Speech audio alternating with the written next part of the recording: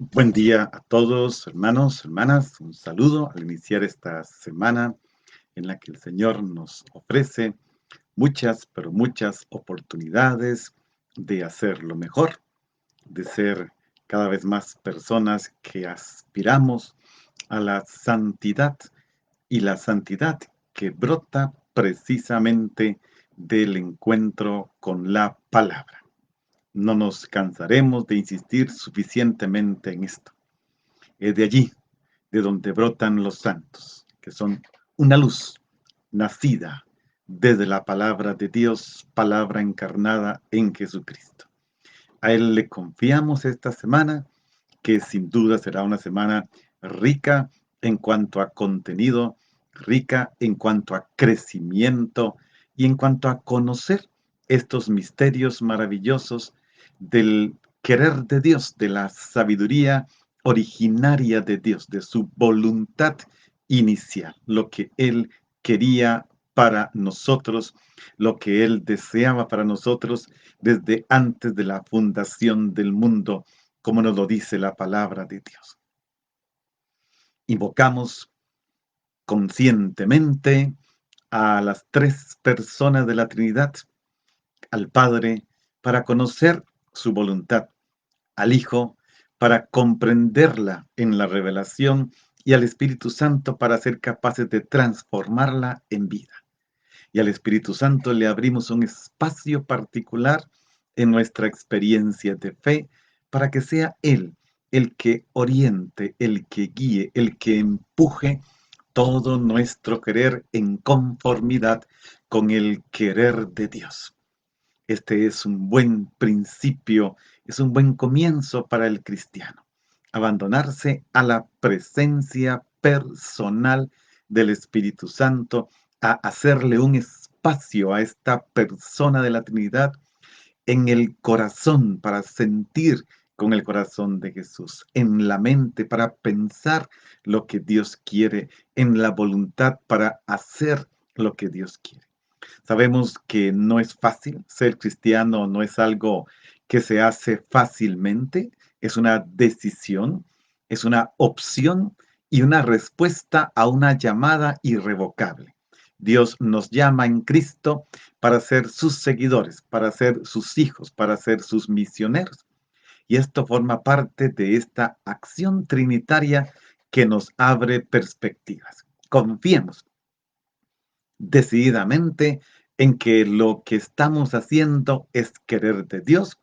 Y aunque la palabra se nos ponga dura, como hemos visto desde hace 8 días, cuando iniciamos la enseñanza de la montaña, Cristo se vuelve exigente, pero no exigente en cuanto a poner más leyes, sino exigente en cuanto a la interpretación originaria del legislador, es decir, de Dios Padre misericordioso.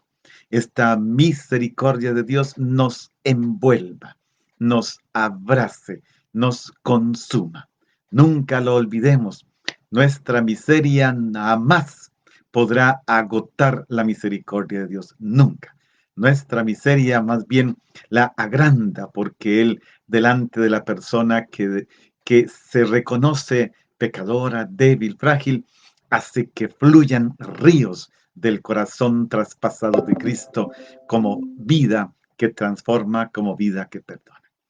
Bien, hermanos, hoy tenemos el texto de Mateo 5, 38, 42, pero quisiera, por el bien de todos y por el seguimiento de esta enseñanza de la montaña, que tomemos el texto del sábado.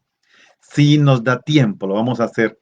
Entonces vamos a tomar un texto hoy de Mateo 5, 33 al 42. Repito, 5, 33 al 42.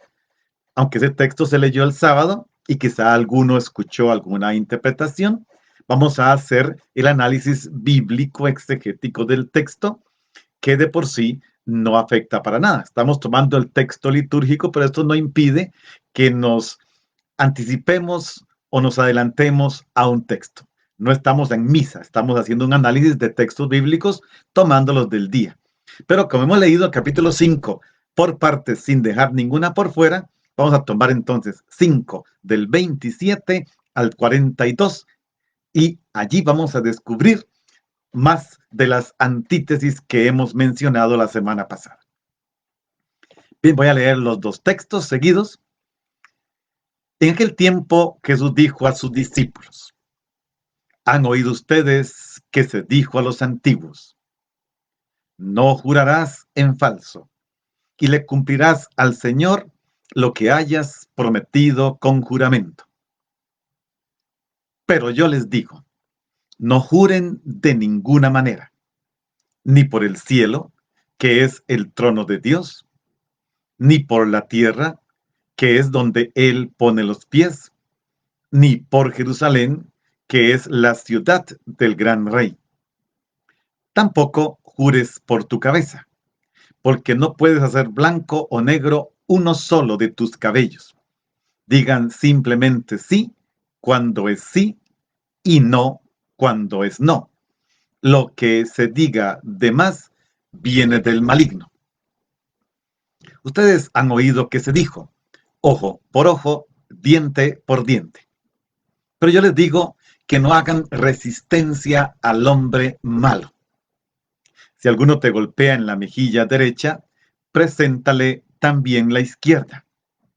Al que te quiera demandar en juicio para quitarte la túnica, cédele también el manto. Si alguno te obliga a caminar 1000 pasos en su servicio, camina con él 2000. Al que te pide, dale. Al que quiere que le prestes, no le vuelvas la espalda. Tenemos estos versículos entonces desde el 33 al 42. Y no se preocupen, hermanos, vamos a ir con todos y vamos a terminar con todos. Voy a ser más limitado en el comentario de cada uno, a menos de que el Espíritu Santo tenga otra cosa prevista. Lo que yo he previsto no necesariamente tiene que coincidir con lo que Él quiere que ustedes y yo escuchemos. Pero nos abrimos y dejamos que Él haga lo que quiera. Recordemos que esto va unido a los 2 primeros versículos de este capítulo 5. Jesús vio la multitud, subió a un monte, se le acercaron sus discípulos, desplegó sus labios y comenzó a enseñarles diciendo. Ahora tenemos estas nuevas antítesis. La justicia del reino genera vida y fraternidad, dando pleno sentido a la ley y los profetas, que en 7:12 dirá: en amar al prójimo y no hacer a nadie lo que no quiero que me hagan, se sintetiza la ley y los profetas. Jesús, ya lo decía, no da cumplimiento a la ley de Moisés, exigiendo más mandamientos, más decretos. Él lo hace exigiendo una observancia más rigurosa en cuanto que nos explicita el querer originario de Dios, lo que Dios tenía en su corazón cuando legisló en favor del pueblo de Israel. Y recordemos que era una legislación sabia. Sabia precisamente porque era para el bien de la comunidad del pueblo israelita y para el bien de la humanidad. Entonces se trata de una manera nueva de interpretar y poner en práctica la ley de Moisés, desde la nueva experiencia de Dios, y Dios es Padre. Conforme avancemos, el Padre va a ir apareciendo más y más. La ley señala qué es lo que el Padre quiere que hagamos. Pero San Pablo nos dirá: esta misma ley no tiene la fuerza interna para hacernos realizar su voluntad. Jesús relee y proclama siglos después la ley dada en el Sinaí. En el mundo hebreo, para que una persona fuera creíble, y aquí entramos en la primera antítesis de no jurar, tenía que jurar que decía la verdad. Y hermano, eso también lo hacemos nosotros.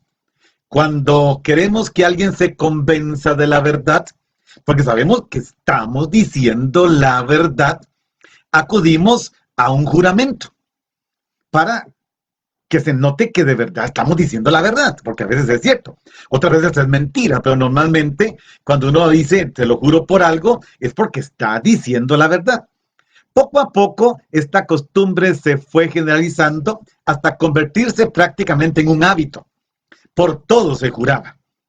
El mandamiento del Decálogo, Éxodo 27, prohibía no el juramento, sino tomar en falso el nombre del Señor, el nombre de Yahvé, es decir, poner a Dios como testigo de una mentira. Esto es uno de los mandamientos, no jurar el nombre de Dios en falso.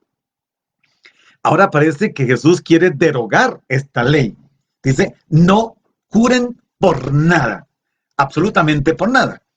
Ahora bien, para dar fuerza a su palabra, la persona juraba por alguien o por algo que era mayor que ella. Por el padre, por la madre, por los hijos, por Dios, en fin, por tantas cosas, porque se juraba por alguien más grande que tendría el poder de castigarla si fuera mentira. Si no cumplió, este ser más grande lo castigaba. Y esto se ha conservado hasta hoy. Algunos juran y le dicen hasta la cruz le hacen, se lo juro por Diosito que es así. Jesús dice, versículo 33, también oyeron que se dijo a los antiguos, no perjurarás y cumplirás al Señor tus juramentos. Jesús relee este mandamiento, pero va más allá de la letra, buscando el espíritu de la ley, como se llama en lenguaje jurídico, e indicar cuál es el objetivo último de este mandamiento, que en el fondo es la transparencia total en la relación entre personas. Se trata de ser transparentes. Una de las cosas más hermosas de la honestidad es la transparencia. No tengo nada que esconder. Cuando soy honesto, soy transparente. No tengo que cubrirme. No tengo que decirle, mira, te conté aquello, no lo digas. Porque si lo dices, me pones en serios problemas.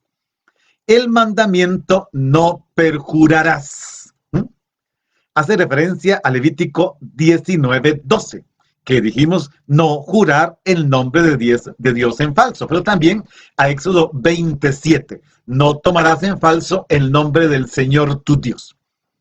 Lo importante para quien juraba era colocar a Dios, que es lo más grande que se puede tener, que inclusive era tan grande que ni siquiera se podía pronunciar el nombre de Dios, como garante de la verdad.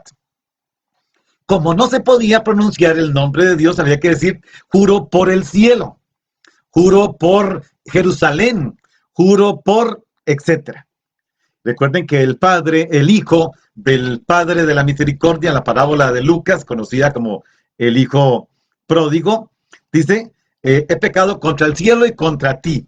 No puede decir he pecado contra Dios y contra ti porque no se pronunciaba el nombre de Dios. Entonces, ¿qué se hacía? Juro por Jerusalén, juro por el cielo, juro por mi cabeza. Para querer decir, para pronunciar este nombre se sustituía con otros. En Mateo capítulo 14 se ilustra el asunto del juramento con aquella escena, Mateo 14, de Herodes, que está con sus secuaces políticos celebrando su cumpleaños y que pronuncia un juramento solemne ante sus invitados. Y ahí Mateo nos va a narrar, como también lo hace Marcos, cómo este juramento a la ligera lo sitúa en una situación comprometida.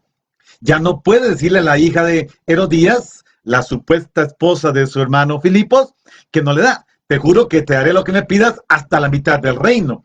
Y para cumplir el juramento y no quedar mal delante de sus invitados en pleno cumpleaños y en pleno baile, tiene que acudir al asesinato de un inocente Juan.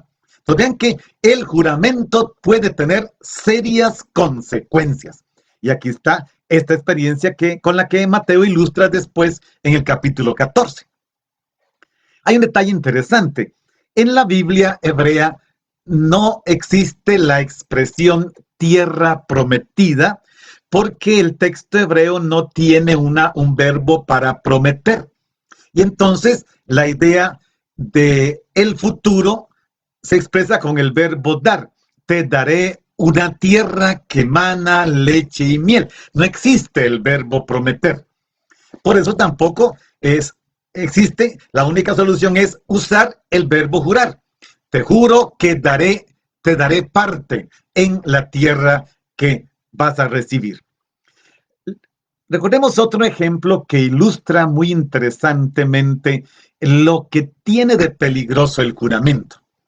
En el caso de Pedro, que en Mateo capítulo 26, cuando están las negaciones de Pedro, y ciertamente Pedro lo niega, pero en la segunda y en la tercera negación de Pedro, estas se refuerzan con juramentos en falso, 26:72 y 26:74 de Mateo. En el versículo 69 de ese capítulo, Pedro, entre tanto, estaba sentado fuera del patio, dice el texto. Una criada se acercó a él y le dijo: también tú andabas con Jesús el Galileo. Pero él, Pedro, lo negó delante de todos. No sé de qué hablas. Cuando salía al portal lo vio otra y dijo a los que estaban allí: este andaba con Jesús Nazareno. De nuevo Pedro lo negó, pero en la segunda negación de Pedro lo negó con juramento. Con juramento negó: yo no conozco a ese hombre. Poco después se acercaron los que estaban allí y le dijeron a Pedro: tú también eres de ellos, seguro, se te nota en el habla. Ahora vean lo que hizo Pedro. Pedro empezó a maldecir o maldecirlo y a jurar: no conozco a ese hombre. Hay las dos últimas negaciones de Pedro, que son tres, son con juramento y están jurando en falso porque sí conoce a Jesús. Ha sido discípulo de él por 3 años. Entonces veamos, Jesús quiere que no haya ningún juramento porque el juramento puede llevar a el asesinato, a la entrega de una vida. Cuando hay que defender la verdad que se tiene o el juramento que se hizo, caso de Herodes, y vea lo que pasó con Pedro también. Versículo 34. Esto es lo que se dijo: pero yo les digo que no juren en absoluto. Está claro, el versículo 34. No juren en absoluto, ni por el cielo, que es el trono de Dios. 35. Ni por la tierra, porque es el estrado de sus pies. Ni por Jerusalén, porque es la ciudad del gran rey. Versículo 36. Ni por tu cabeza, porque no puedes poner blanco uno solo de tus cabellos. Vamos a ver entonces, acerquémonos a esto. Puesto que somos discípulos de Jesús, vamos a partir de un discípulo. Recordemos que Jesús se sentó y se acercaron sus discípulos y él comenzó a enseñarles. Un discípulo de Jesús es una persona que por la palabra ha sido purificada, como dice el Evangelio de Juan. Es una persona nueva.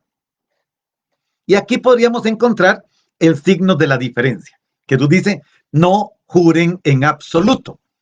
No hace simplemente, el discípulo no lo hace simplemente porque no tiene necesidad. No basta decir: no juro en falso, estoy jurando la verdad. Jesús va más allá. No juren de modo alguno. La palabra de un discípulo tiene que ser siempre verdadera, honesta. Se sostiene. ¿Por qué? Porque es discípulo del reino.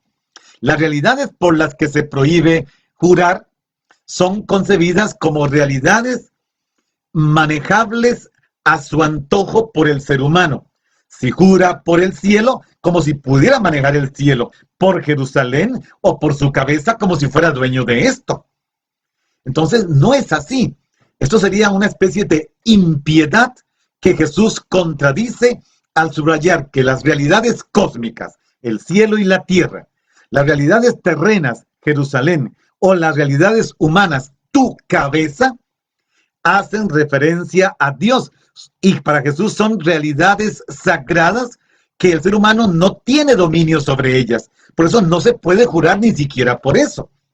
Peor aún, no tienes dominio tampoco sobre tu madre, sobre tu esposo, sobre tu esposa, sobre tus hijos. Te lo juro por mi madre. No eres dueño de tu madre, ni de tu padre, ni de tus hijos. O sea, Jesús dice: no juren en absoluto. Lo que Jesús pretende es arrancar de raíz todo uso de esta práctica que suponga una prolongación o también profanación de la misma. El discípulo ni jura por el cielo, ni por la tierra, ni por Jerusalén, ni por su propia cabeza. Todo esto hace referencia a Dios y por lo tanto son sagrados. El cielo es sagrado, Dios es sagrado, Jerusalén es sagrada y tu cabeza es sagrada y la de cualquier otro también es sagrada. Y no podemos pretender dominarlos, transformando ese acto sagrado en una práctica, y esto es lo peor, una práctica supersticiosa, prescindiendo del elemento trascendente de cada una de estas 4 realidades que Jesús nos presenta. Porque además, jurar es algo supersticioso. En algunos países, pienso en México, con todo respeto, allá detrás de la Basílica de Guadalupe hay una puertita para juramentos. Y usted va y jura no volver a tomar, etcétera, etcétera. El asunto es si puede sostener esa palabra. Jesús dice no jurar. Habría que cerrar esta puertita de la capilla de la Basílica de Guadalupe, porque Jesús dice no jurar. Se trata de no jurar. La transparencia es ante todo y en primer lugar ante Dios. El ser humano no está en condiciones por su propia cuenta de cambiar ni uno solo de sus cabellos, dice el versículo 36. Y aquí hay que tomar en cuenta que Jesús no está hablando de ponerle tinte al cabello. Su cabello natural, usted no lo puede convertir ni en gris, ni en dorado, ni en plateado a su voluntad. Usted lo puede pintar, como hacen muchas hermosas señoras que no quieren que se vean, que ya llegaron a la década de los 40. Pero esto por naturaleza acontece sin que a los 20 o 30 lo podamos hacer. ¿Y cuánta gente a los 20 o 30 ya tiene cabello gris? Sin que lo haya querido. Simplemente por naturaleza yo no puedo cambiar el color de mi cabello. Ya con los tintes y demás, además el tinte va a durar, no sé, 1 o 2 meses y comenzará a verse que está teñido el asunto. Todo esto es y sigue siendo una práctica que no lleva a ningún lado.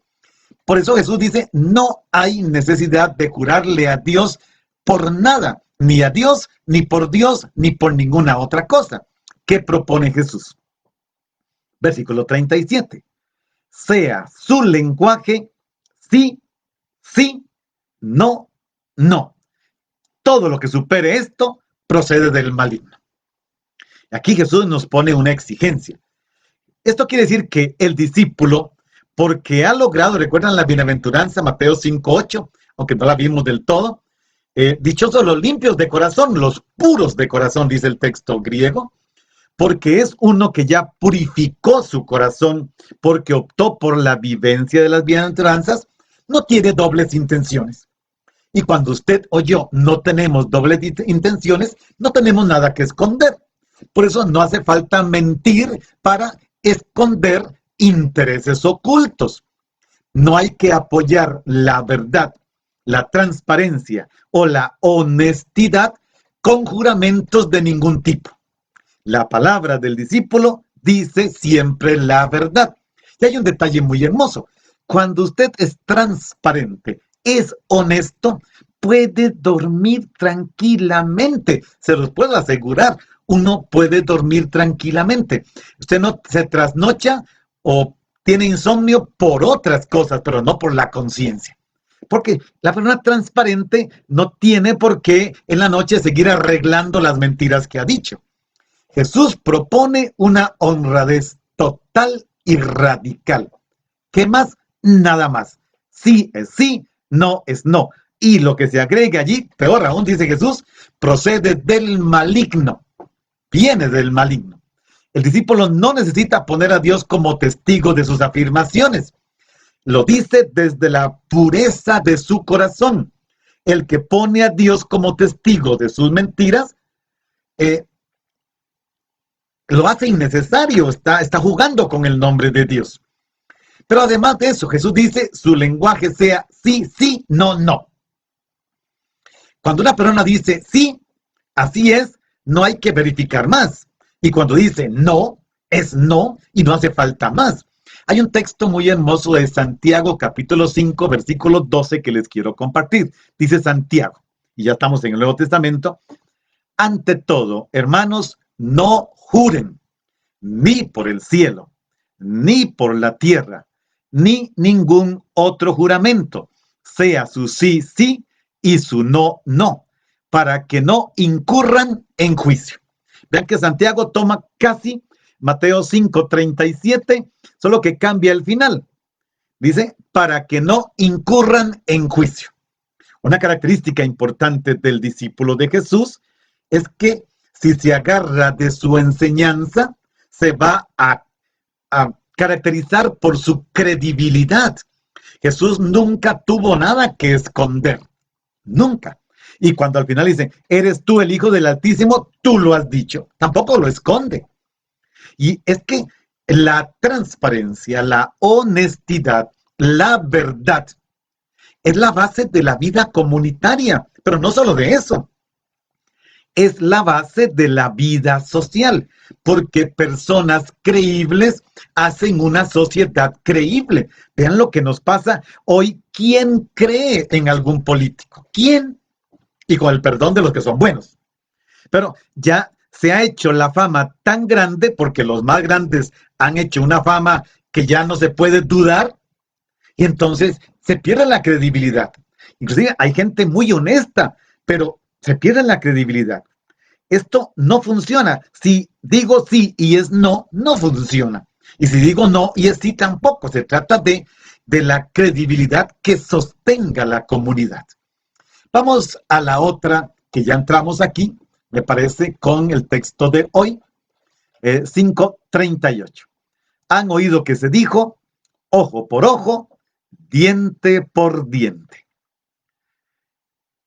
Vamos a ver, hermanos, esto.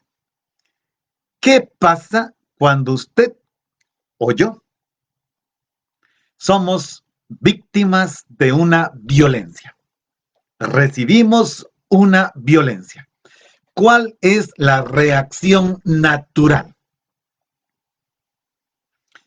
Y cuando digo esto, no quiero que nos engañemos.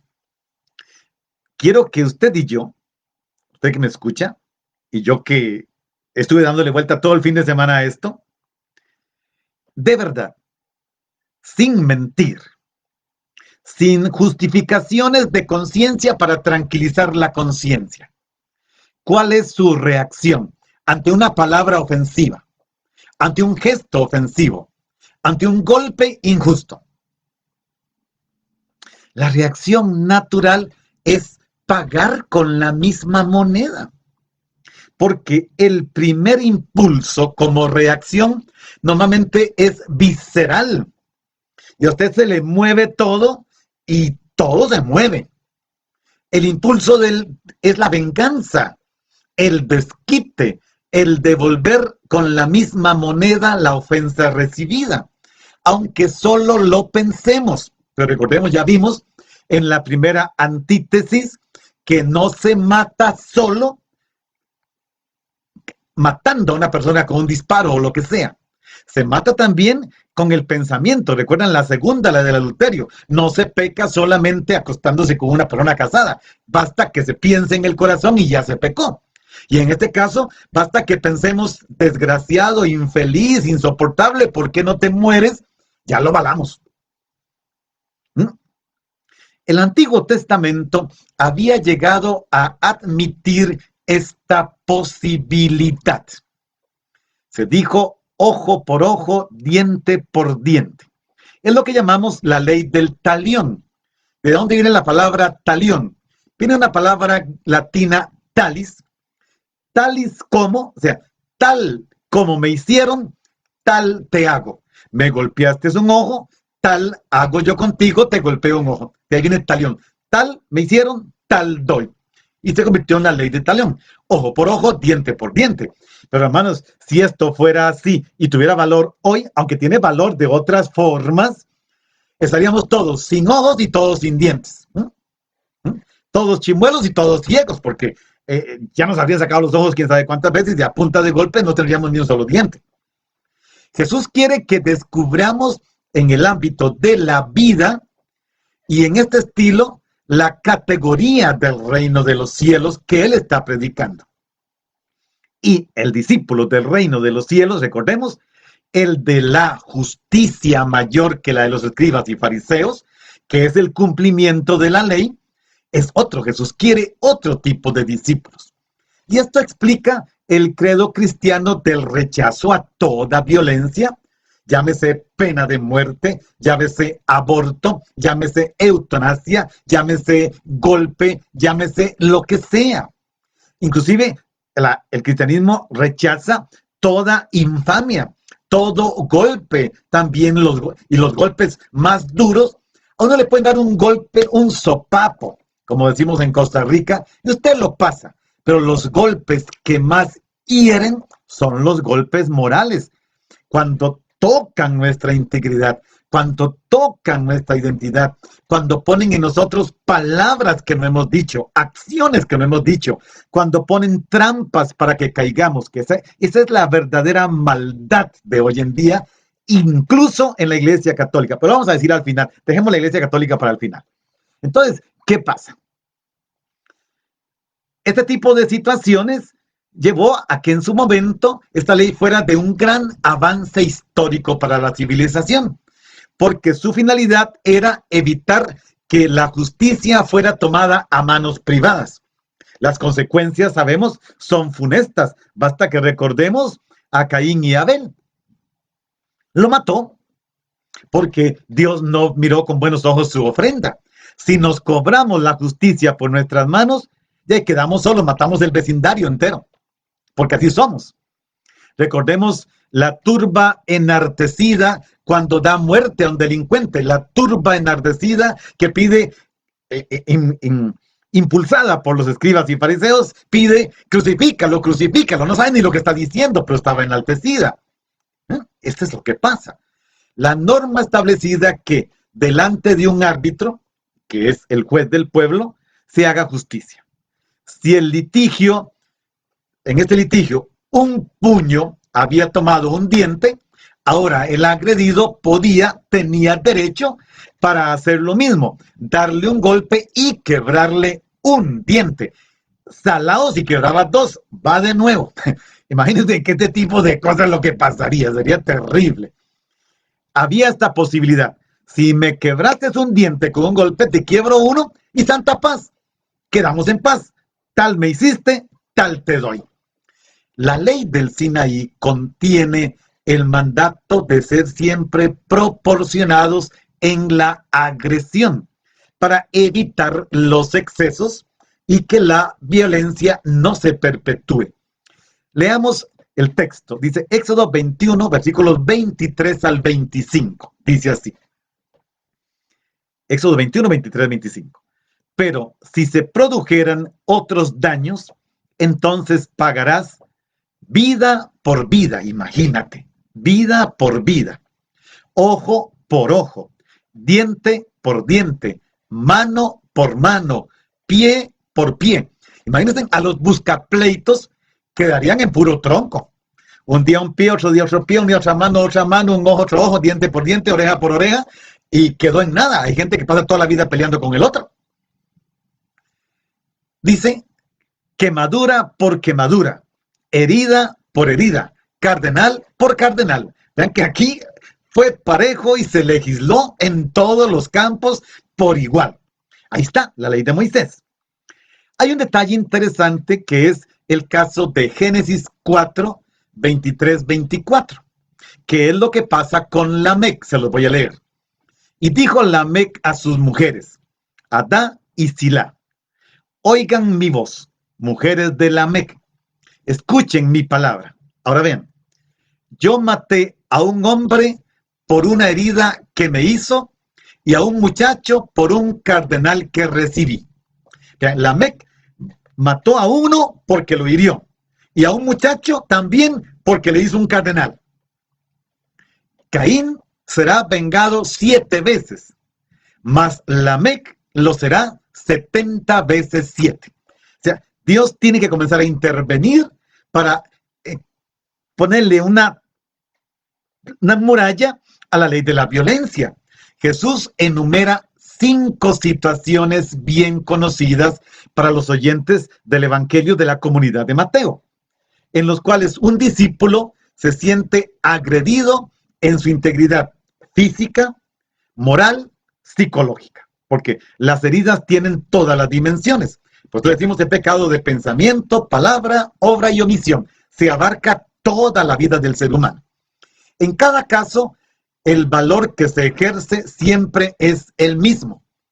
Sin duda, no hay que tomar al pie de la letra las recomendaciones, sino seguir en todo el ejemplo de Jesús. No podemos hacer esto. Vamos a ver los 5 casos que Jesús nos propone. Pero yo les digo, es que vean, hermanos, qué terrible es cuando en la sociedad, y no solo la sociedad, es que en la iglesia, estoy hablando de la iglesia cristiana y estoy hablando de la iglesia católica en principio. Yo soy un ser humano. Primero fui un hombre que nací de mi padre y de mi madre. Luego fui bautizado a los 12 días y ya fui un cristiano, aunque tuve que corregir muchas cosas después, antes de entrar al seminario, durante el seminario. Y luego fui sacerdote. Como hombre, como cristiano y como sacerdote tengo las 3. Usted tiene la de ser casado, esposo o esposa, ser padre de familia. En la última, soy sacerdote. Y uno es testigo de toda la maldad que habita el corazón humano. Y voy a decirles esto, hermanos queridos, con mucho corazón, y espero que ningún sacerdote se me enoje por lo que voy a decir, porque no tiene nada que ver con él, pero voy a decir algo que... Cuando yo terminé mi proceso de formación, 12 años de estudio, bien buenos, disfrutados, fue muy largo, pero no fue largo porque me quedé en algunos, fue largo porque quise hacerlo muy largo. Y me ordenaron sacerdote un 18 de abril del 98, y el obispo me dijo, te faculto para escuchar confesiones. Y uno desea ser tan misericordioso, y uno es misericordioso. Pero hermanos, en aquel momento mis oídos eran casi vírgenes. Después, en la ayuda al ser humano, varón y mujer, en la escucha de su dolor, de su sufrimiento, a veces de sus deseos de morir, porque hay que entender a gente que está planeando morirse, quitarse la vida. Uno se da cuenta de lo que es capaz de hacer el ser humano. Yo nunca lo hubiera sabido si no es porque lo escucho. Y cuando digo esto, lo digo con dolor, porque hay que escuchar a un hombre o a una mujer contando su dolor, contando su carne desgarrada, su corazón traspasado y su conciencia desbaratada. Y en ese dolor tratar de ungir con el bálsamo de la misericordia divina. Pero también entender, también esto lo puede hacer el ser humano. Jamás me hubiera pasado por mi cabeza semejante cosa. Y cuando usted dice como sacerdote, ya no puede haber algo peor que esto, sí, hay algo peor que eso. Y vuelves a escuchar algo, tú dices, también eso se puede hacer. Porque el ser humano reacciona violentamente. Tiene esto por naturaleza. No voy a decir que maquiavélicamente es un lobo para sí mismo, no. El ser humano por naturaleza es bueno, pero tiene en su vida esta posibilidad de darle rienda suelta al sentimiento, al pensamiento, a la maldad.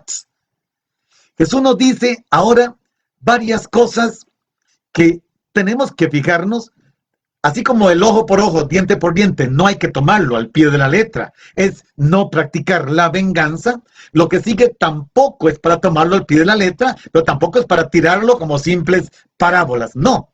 Es para que Jesús nos dice, mira cómo lo haces. Tu justicia tiene que ser justicia mayor, mayor que la de los escribas y fariseos. Vamos a meternos aquí, a esta parte que es parte del Evangelio de hoy. Versículo 39.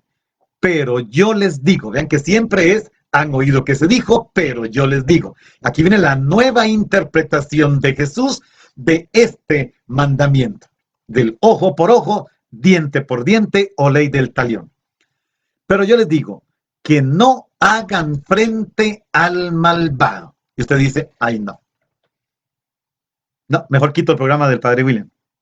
No, mejor no leo el Evangelio. Hay gente que prefiere no leer el Evangelio.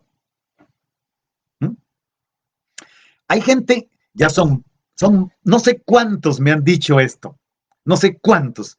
Mire, Padre, a mí me han tratado tan mal, me han violentado tanto, que mire, Padre, cuando yo rezo el Padre Nuestro, yo me salto la parte que dice, perdona nuestras ofensas, como también nosotros perdonamos a los que nos ofenden, Padre, porque yo no puedo perdonar. Y entonces me salto esa parte del Padre Nuestro. La gente llega a malabarismos espirituales de este tipo. Saltarse cuando reza el Padre Nuestro esta parte. Porque en su corazón, en su conciencia, está esta cosa. No hagan frente al malvado.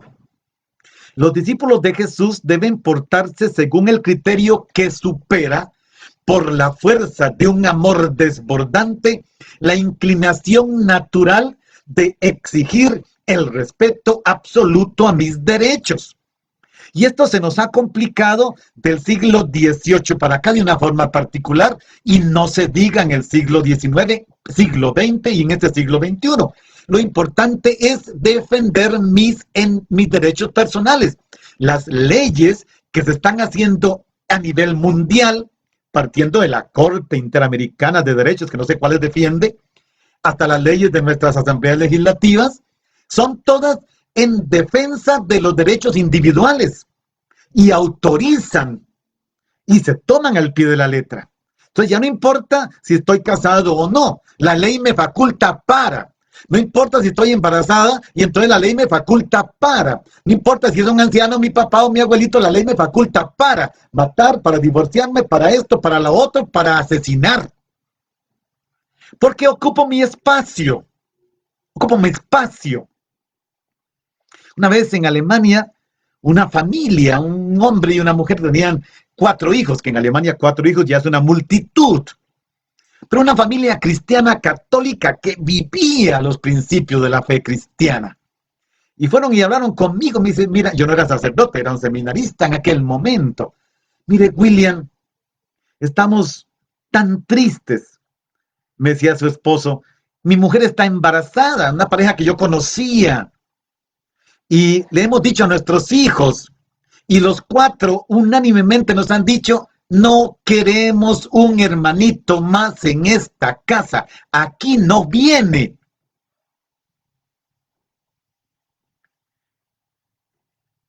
¿Qué hacemos en este caso? Claro, las palabras de Jesús pueden causar una extrañeza impresionante, porque las palabras de Jesús sacuden. No hagan frente al malvado. No hagan que se extienda el círculo de la violencia. Impidan que la violencia siga. La venganza no pertenece al proceder característico de un discípulo de Jesús, de un discípulo del reino, de uno que practica la justicia mayor. Así no es como se hace justicia. Hay que dar un paso hacia adelante. La verdadera justicia no está en los empates, ojo por ojo, diente por diente, sino en la paradójica victoria del derrotado. Repito, en la paradójica victoria del derrotado. ¿Y cómo tiene victoria el derrotado? No hagan frente al malvado. Si yo elimino la espiral de la violencia, acabo con la violencia. ¿Quién venció? Yo. El otro puede seguir sufriendo. ¿Cuánta gente hay? Y hermanos, escuchen esto. No guarden rencor, no guarden odio, no guarden violencia. ¿Cuántas veces usted se peleó con su vecino, le invadió, le robó 50 centímetros de su propiedad en 100 metros a la largo? Y usted Sí, el otro ya está tranquilo, puso la cerca, construyó su casa, tiene su familia, vive tranquilo y usted cada vez que lo ve, le maldice las tripas, como dice mi mamá. Ya el otro hizo el daño y ni se acuerda a veces. Y usted sigue, cada vez que lo ve le hierve la sangre, como decimos. Y ahí estás con la violencia viva y el otro que hizo el daño, ya hasta se le olvidó que se robó 50 centímetros de terreno en 100 metros a lo largo. Se trata de el triunfo de el derrotado. ¿Por qué? Porque no continúa la ola de violencia. No prolonga la violencia buscando el desquite. Hay un texto de San Pablo, Romanos 12, 17 al 21, que también les quiero leer. Estos textos de hoy y del sábado tienen muchos elementos en otros textos bíblicos del Nuevo Testamento. Romanos 12, 17 al 21, dice así. Sin devolver a nadie mal por mal, procurando el bien ante todos los hombres, en lo posible, y en cuanto dependa de ustedes, en paz con todos los hombres. Naturalmente que el texto está escrito en lenguaje de este tipo con todos los seres humanos. No tomando la justicia por su cuenta, queridos míos. Dejen que sea Dios, pues la Escritura dice, mía es la venganza, yo daré el pago merecido, dice el Señor. Antes, al contrario, si tu enemigo tiene hambre, dale de comer. ¡Ja! Oigan qué bonito. Si tu enemigo tiene hambre, dale de comer. Si tiene sed, dale de beber. Haciéndolo así, amontonarás ascuas sobre tu cabeza. No te dejes vencer por el mal. Antes bien, vence el mal con el bien. Ahí tienen otro texto. Ya leímos el de Santiago. Ahora leemos el de la carta a los Romanos. Estamos leyendo el texto de San Mateo, capítulo 5, versículo 38 en adelante. O sea, se trata de no perpetuar el espiral de la violencia. Y esto de Pablo todavía más fuerte. Si tu enemigo tiene hambre, dale de comer. Si tienes sed, dale de beber. Habría que agregar en la perspectiva de Mateo, si está desnudo, vístelo. Si está perdido, si no tiene dónde descansar, acobíjalo en tu casa. Es esto. Yo sé que suena a imposible, suena totalmente descabellado lo que Jesús está proponiendo, pero ¿qué nos dijo? ¿Recuerdan el viernes? Que su justicia sea mayor que la de los escribas y fariseos que se limitan a cumplir la ley. El cristiano no se limita a cumplir la ley. Y a veces nos encerramos solo en nuestro círculo. Siempre me gusta decir esto. Hacemos el bien a los de nuestro círculo. Y dentro de nuestro círculo, principalmente a los que nos hacen el bien. Y después nos decimos que somos cristianos. Su abuela será cristiana porque ya está en el cielo, como la mía. No. Sigue Jesús. A quien te abofetee en la mejilla derecha, vuélvele también la otra. En el lenguaje popular, ¿cómo se dice? Poner la otra mejilla. Y a más de uno esto le suena algo trasnochado. ¿Quién sabe cuándo se hacía eso?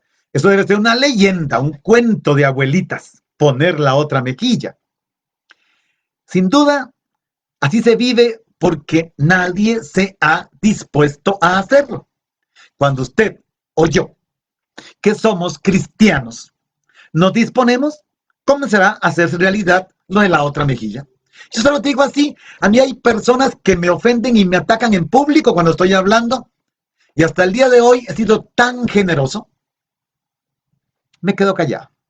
Sé que podría aplastarla con una palabra mía, porque cuando se me sube el Segura Sánchez, sálvese quien pueda.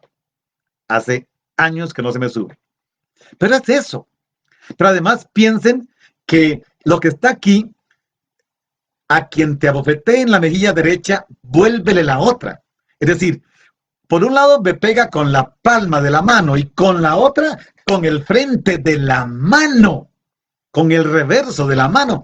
Esto es casi una infamia.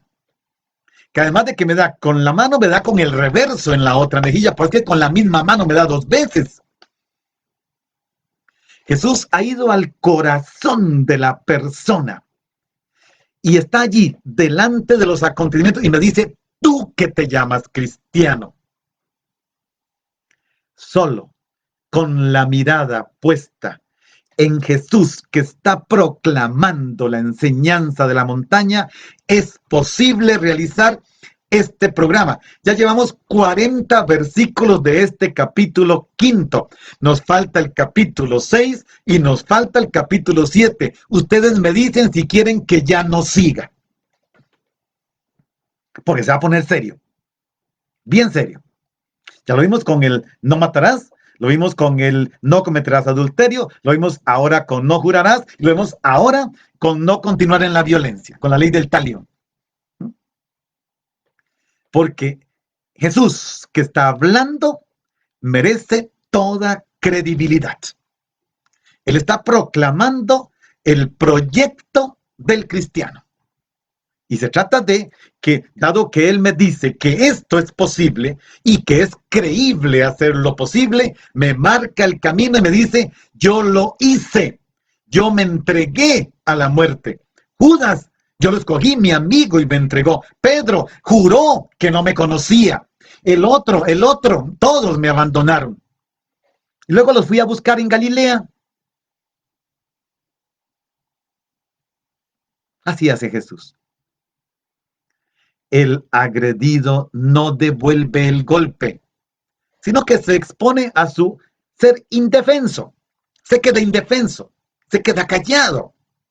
Y a veces es mejor morderse los labios o morderse la lengua, quedarse callado.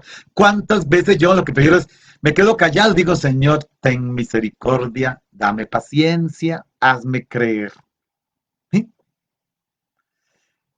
Jesús dice, pon la otra mejilla. ¿Qué significa esto? Ve más allá siempre en lo que piensas, en lo que dices, en lo que se piensa, en lo que se dice. Tienes que ser un creyente arriesgado. Tienes que ser profético en este sentido, aunque los demás se burlen de ti. Pero ¿para quién vives? ¿Para los demás que se burlan de ti o para tu Padre que ve en lo secreto? Ya casi vamos llegando. Creo que mañana, me parece, mañana o pasado, ya entramos a los textos de tu Padre que ve en lo secreto. ¿Para quién lo haces? ¿Para los que te ven?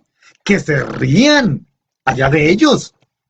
Tú lo haces porque tu Padre ve en lo secreto y sabe lo que hay en lo secreto de tu corazón. Versículo 40. A quien desee llevarte a juicio para quitarte la túnica, déjale también el manto.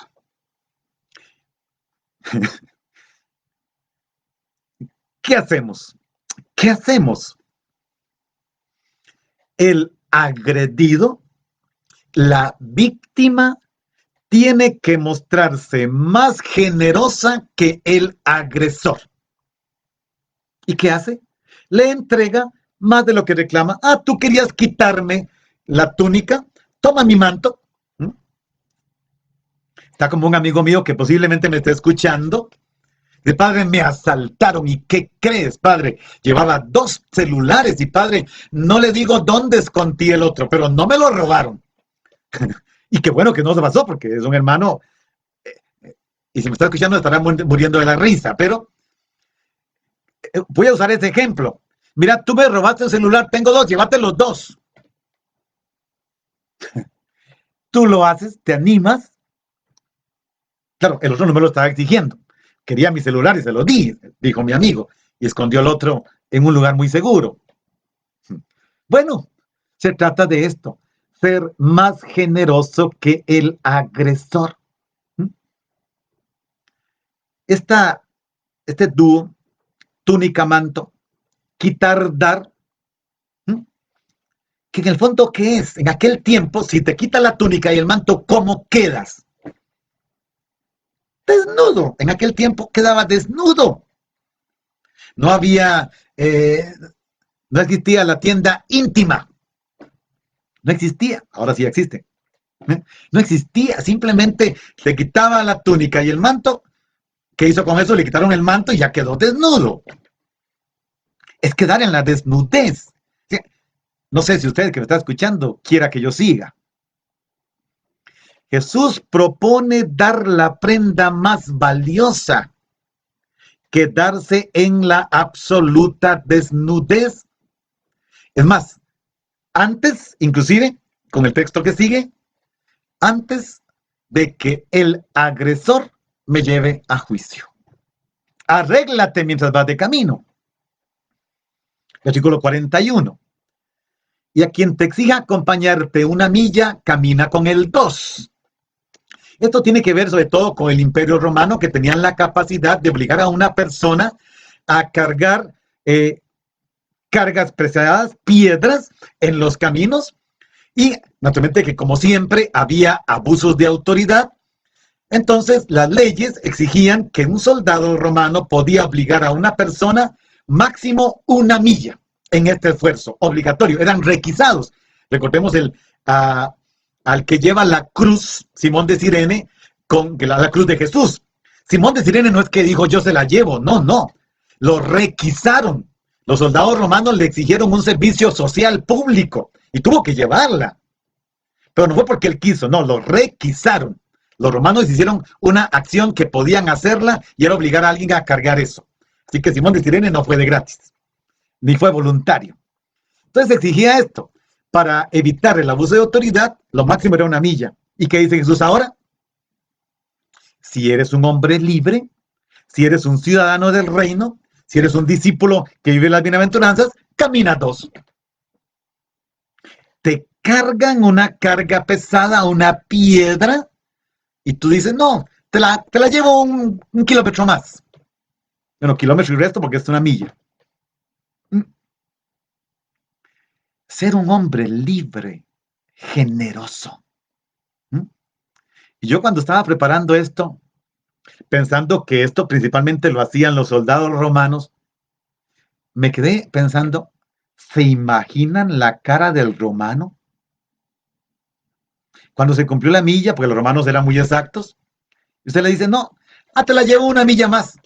Y dice, ¿y este estúpido, este baboso, este sorompo, quién es? Un cristiano. Así tendrán posibilidad de dar testimonio de mí, diría Jesús en el Evangelio de Juan. ¿Y este quién es que hace estas estupideces? Es un cristiano. ¡Wow! Y el soldado romano dirá, estos sí son distintos.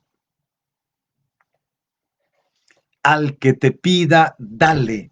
Y a quien desee pedirle prestado, no le des la espalda. Vamos a la última parte, el último versículo de hoy. Este podría ser el caso de una persona, un habitante de la calle, uno que vive en la calle, un mendigo, como le llamamos a veces, que pide limosna.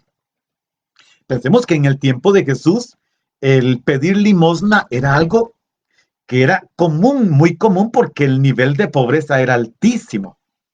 Hoy nosotros tenemos la oportunidad de ir los que tenemos un auto, en el auto, y en cada semáforo hay 2 o 3 que están esperando por nosotros. Unos vendiéndonos un producto, sepa Dios de quién, ganándose ellos nada, otros pidiendo algo que sí ocupan, otros pidiendo porque no quieren trabajar, pero aquí no se trata de juzgar. Una persona que pide ayuda todos los días, ¿qué pasa? Que pasado una semana, 15 días, un mes, ya te causa fastidio. ¿Y qué haces? Ahora, como es automático, levantas tu dedito y cierras la ventana. El agredido, dice Jesús, él no va a perder la paciencia. Tú tal vez, pero él no. Y sigue estando allí, y cada vez que pares, un año después, sigue allí y vendrá como si no te conociera. Sigue pidiendo sin importarle el rostro. Ya te conoce. Hay uno que cuando estábamos antes de la pandemia, en algunas reuniones que yo voy, sobraba comida, siempre pido la comida que sobra y se la llevo a uno de las rotondas por donde yo paso. Ya me conocía, ya en la noche estaba viendo a ver qué le llevaba. A veces le decía que Dios te bendiga, a veces le daba algo, a veces le daba mucho, pues sobraba mucha comida o porque yo había comprado algo y decidí dárselo.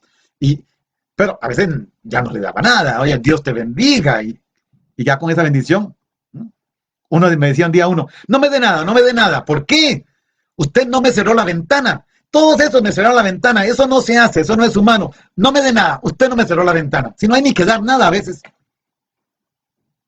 Se trata de esto. al creyente se le pide que interprete cada situación, también la más grave, la más difícil desde un único punto de vista. La justicia mayor, el amor de Dios, las bienaventuranzas, la enseñanza de la montaña, el ejemplo de Jesús, dando un salto de calidad radical, sin venganza ni mucho menos, detestándola en su propio corazón, en su inteligencia, su voluntad, acabando con todo, no buscando los propios derechos, sino los derechos del otro. La búsqueda del bien de todos, sobre todo del más necesitado. Y también, recordemos lo que vimos el viernes, fue el viernes yo creo, amen a sus enemigos, hagan el bien a los que los maldicen. Hermanos, estamos en Costa Rica a una semana de reabrir nuestros templos para grupos pequeños de 75 personas, más los que van a servir, llegamos a 80.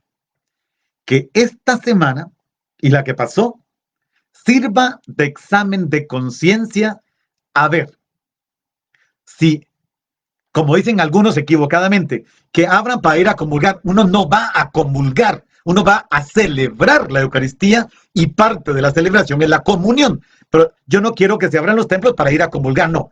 Vamos a ir a celebrar la fe. Con estos textos de Mateo, nos estamos preparando a ver si podemos ir a comulgar. Y creo que si somos sinceros, el Padre se quedará con la hostia en la mano. Porque es más, ni Él podrá comulgar, yo mismo no podría. ¿De verdad? ¿Puedes? Después de escuchar esto, ¿puedes? ¿Puedo? Hagamos una oración. Y antes de eso, Jesús no nos pide una resistencia pasiva. Nos pide la justicia mayor, que es otra cosa. Hay también leyes para defendernos, pero la justicia mayor. Padre, que aprenda a no defenderme, a no justificarme, a no dar rodeos en cuanto a la verdad, a superar todo convencionalismo falso, que no justifique mis acciones que de por sí van contra tu palabra, si las quiero justificar, o tu querer y santificación, que gracias a la justicia mayor supere todo residuo de la ley del talión presente en mi corazón y en la sociedad, que me oponga decididamente a la cultura de la muerte, del maltrato y la violencia, que defienda la dignidad humana con la misma fuerza que tu Hijo lo hizo. Amén. Bien, hermanos, démosle vuelta. Y si quieren que siga mañana, nos encontramos a las 10 de la mañana. Por ahora, que nos bendiga el Padre, el Hijo y el Espíritu Santo. Amén. Un feliz día. Releamos, compartamos con otros para que nos preparemos a vivir de verdad una Eucaristía cristiana. Bendiciones.